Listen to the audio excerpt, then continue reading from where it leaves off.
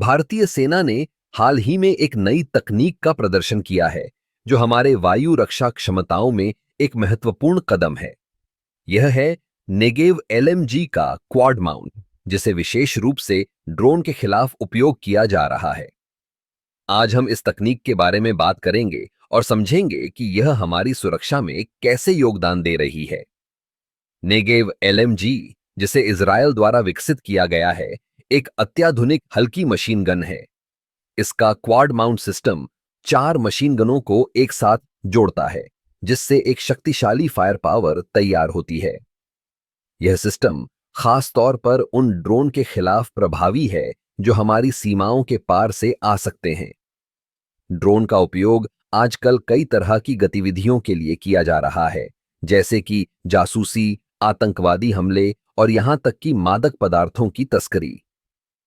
ऐसे में भारतीय सेना ने इस खतरे का सामना करने के लिए एक ठोस रणनीति बनाई है।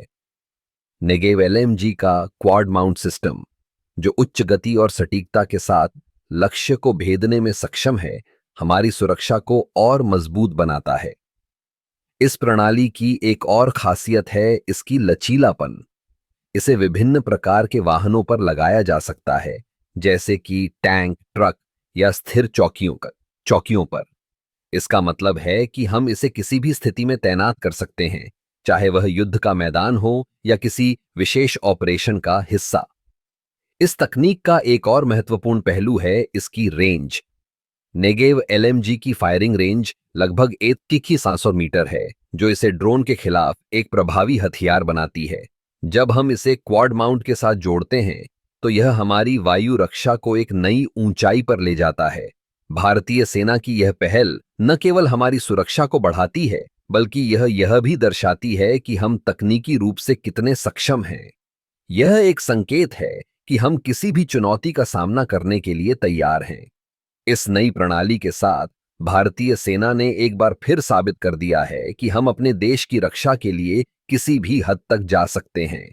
यह न केवल हमारे सैनिकों की सुरक्षा को सुनिश्चित करता है, बल्कि यह हमारे दुश्मनों के लिए एक चेतावनी भी है कि हम हर स्थिति का सामना करने के लिए तैयार हैं। इस प्रकार नेगेव एलएमजी का क्वाड माउंट सिस्टम भारतीय सेना की वायु रक्षा क्षमताओं में एक महत्वपूर्ण योगदान है।